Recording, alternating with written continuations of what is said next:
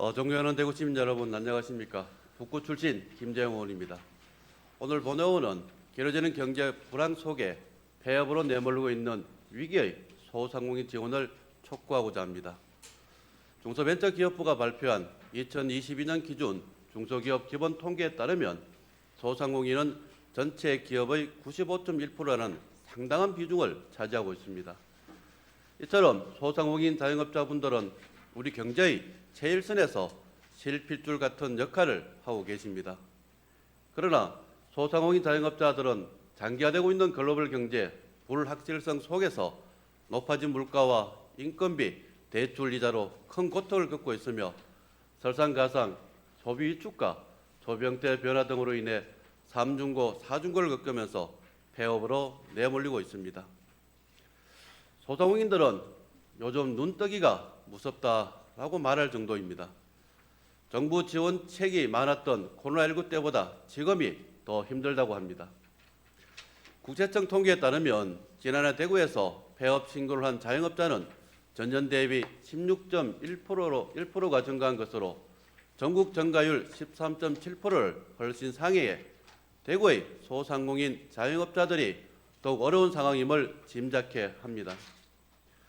이런 상황을 심각하게 받아들인 정부는 내년도 소상공인 전용 예산을 역대 최대 규모인 5조 9천억 원을 편성했다고 발표했습니다. 또한 중소벤처기업부는 소상공인 사각지대를 해소하고 사회 안전망을 구축하기 위해 최근 TF팀을 구성하였습니다. 정부 부처들이 원팀이 되어 소상공인 지원에 전방위적으로 나서고 있는 때에 대구시는 무엇을 하고 있는지 궁금합니다.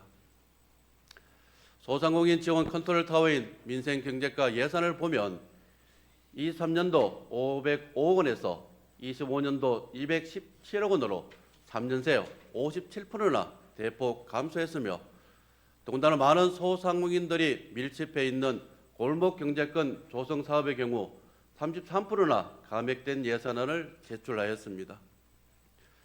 대구시는 소상공인 지원에 정책적 의지가 있는 것인지 의심스럽습니다. 대구시가 내년도 예산을 올해보다 3,375억 원이나 정액 편성했음에도 불구하고 소상공인 지원 예산 규모가 줄어든 점은 매우 아쉽고 안타깝습니다. 특히 5대 신산업 분야 예산으로 4,809억 원의 예산을 편성한 것과 비교해 민생의 근간인 소상공인 지원 예산은 턱없이 부족해 보입니다. 시장님, 미래의 먹거리를 창출하는 신산업의 중요성은 매우 공감합니다. 그렇지만 서민들이 다 죽고 난 뒤에 5대 신산업이 무슨 소용입니까? 이런 어려운 시기에 공공에서 지원 역할을 제대로 해주지 않는다면 소시민들은 누굴 믿겠습니까? 이에 본의원은 대구시가 소상공인 지원 예산을 확대하고 소상공인 사각지대가 발생하지 않도록 맞춤형 전략을 수립하고 지원해 나갈 것을 촉구합니다.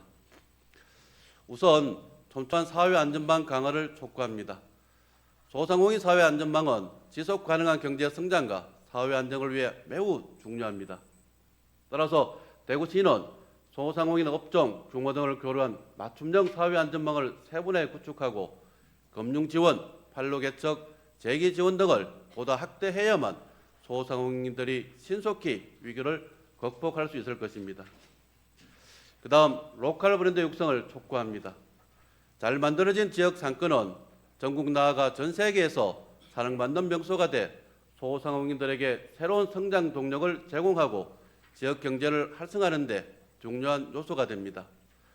따라서 대구시도 지역 특색을 살린 로컬 브랜드를 발굴 육성해 지역 상권, 골목 상권을 활성화해야 합니다. 끝으로 디지털 전환 및 고도화를 촉구합니다. 디지털 기술의 발전과 소비 패턴의 변화는 소상공인의 경영 환경에 큰 영향을 미치고 있으나 규모가 영세한 소상공인 자영업자들은 변화에 대응하기가 쉽지 않습니다. 따라서 대구시는 지역 ICT 기업과의 협업을 통해 스마트 기술 보급 등 디지털 전환을 지원한다면 지역 소상공인들의 매출 신장과 경쟁력 향상에 큰 도움이 될 것입니다. 시장님, 소상공인들은 우리 경제의 버팀목입니다. 소상공인들이 소외되지 않고 5대 신산업과 함께 성장 발전해 갈 수 있는 정책을 펼쳐주시기 바랍니다. 눈물을 흘리고 있는 소상공인 자영업자들이 힘을 내서 이 시기를 잘 이겨낼 수 있도록 대구시의 따뜻한 정책적 배려와 든든한 지원을 다시 한번 당부드립니다. 감사합니다.